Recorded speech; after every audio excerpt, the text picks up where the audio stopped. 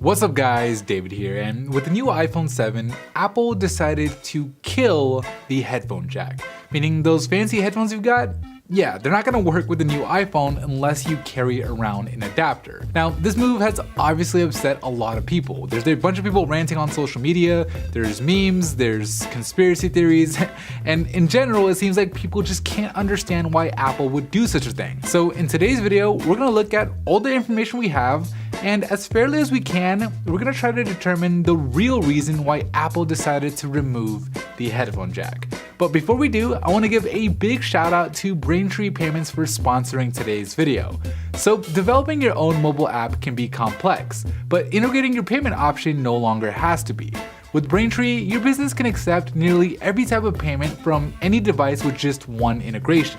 Everything from pesos to PayPal to Android Pay and whatever new payment option comes next. Braintree's simple, flexible SDKs make your job and your payments easier. Learn more at braintreepayments.com/phonebook.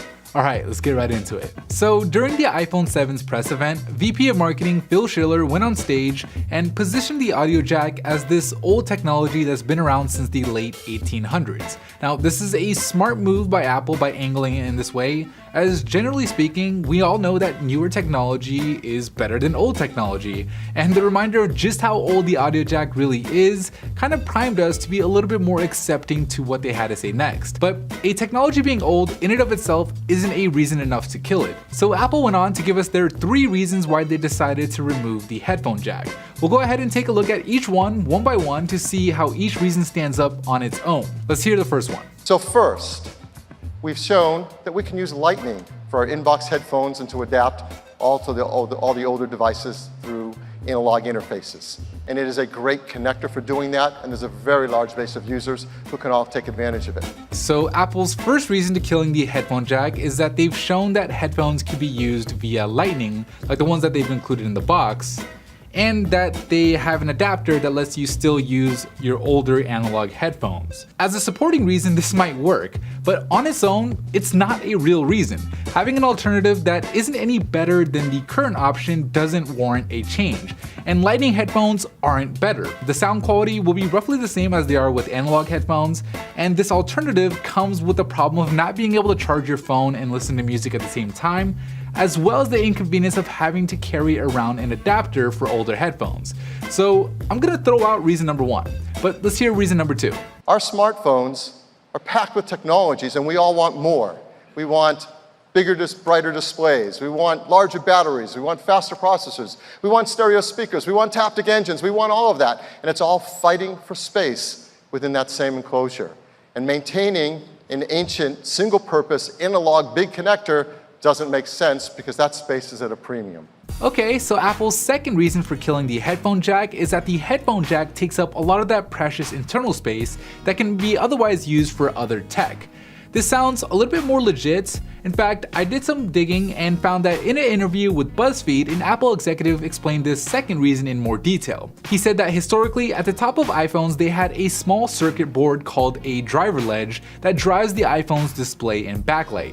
But on the iPhone 7, this driver ledge interfered with the new larger camera systems. I'm imagining that this was more so a problem with the 7 Plus with this dual camera system taking up twice the space. So the Apple engineers tried moving the driver ledge lower on the phone, which then interfered with other components like the headphone jack. So according to Apple, they tried removing the headphone jack altogether, and what they found was by not having the headphone jack, it made it easier to install the new taptic engine, and there was also space for a 14% larger battery on the iPhone 7 and a 5% larger battery on the iPhone 7 Plus. And to top it off, they said that removing the headphone jack helped the iPhone 7 obtain the IP67 water and dust rating that Apple seriously needed to compete with Samsung. So yeah, this seems like a real reason. I mean, obviously there's going to be differences in opinion as to whether or not trading the headphone jack for a larger battery, the new taptic engine, and a dual lens camera system was worth it. I know that they said it helped also make the phone water resistant, but the Galaxy S7 is water resistant and it still has a headphone jack, so I'm not buying that part. But as for the other features, I'll take Apple's word for it. But let's move on and hear Apple's third reason. And third, and I think this is most important of all, when you have a vision of how the audio experience can be, you want to get there as fast as you can and make it as great as it can be. And we do have a vision for how audio should work on mobile devices. And that takes us to our next feature, wireless. Okay, so Apple's third reason to killing the headphone jack is that Apple believes wireless is the future. In fact, there have been reports supporting this, showing that sales of Bluetooth headphones outnumber the sales of wired headphones. But again, while this may work as a supporting reason, by itself it isn't enough to be considered a real reason. I mean, what does the future being wireless have to do with removing the headphone jack? The Galaxy S7 can be charged wirelessly, but you don't see Samsung removing the charging port. So while I agree that wireless is the future, I'm gonna have to throw out reason number 3, but let's keep listening to see where they were going with this vision of a wireless future. So that is why today we are so excited to show you a new product from Apple called Apple AirPods. Oh, a pair of $160 AirPods. How convenient. Especially when you take into consideration that in that same BuzzFeed interview we were talking about earlier, an Apple exec said that the AirPod project was started at the same time as the Apple Watch project. I'm not sure if he was talking about the first Apple Watch or the second, but if he was talking about the first one, which it kind of sounds like he was, why didn't the AirPods come out sooner? It's not like the AirPods only work with the iPhone 7, as according to Apple's own website, they're compatible with older headphone jack equipped iPhones.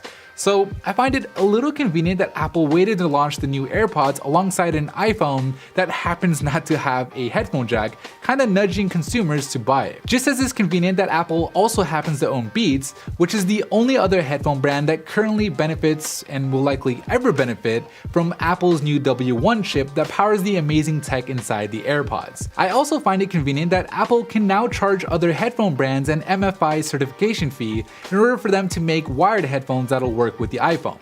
That's a huge market of people, and it'll definitely cut into third-party headphone makers' profit margins while simultaneously giving Beats even more money for celebrity endorsements. Now, there's technically nothing wrong with any of this. It's just good business. In fact, it's great business. Apple didn't spend $3 billion on Beats for nothing. But when you ask why Apple killed the headphone jack, out of the 3 reasons that Apple gave us, the only one that makes any real sense is freeing up internal space. And then there's that unstated business reason why Apple may have killed the headphone jack. So which one is the real reason? Honestly, I think it's a little bit of both, with freeing up the internal space probably being the bigger one, as a lot of the iPhone 7's key new features supposedly depended on removing the jack. But let me know what you guys think down below in the comments. Can you live without the headphone jack? Are the new features worth it to you? Or are you done with Apple and switching to Samsung? I'd love to hear what you guys think, but anyways, that is it for me in this video. Thank you guys for watching, and as always, I'll see you in the very next episode.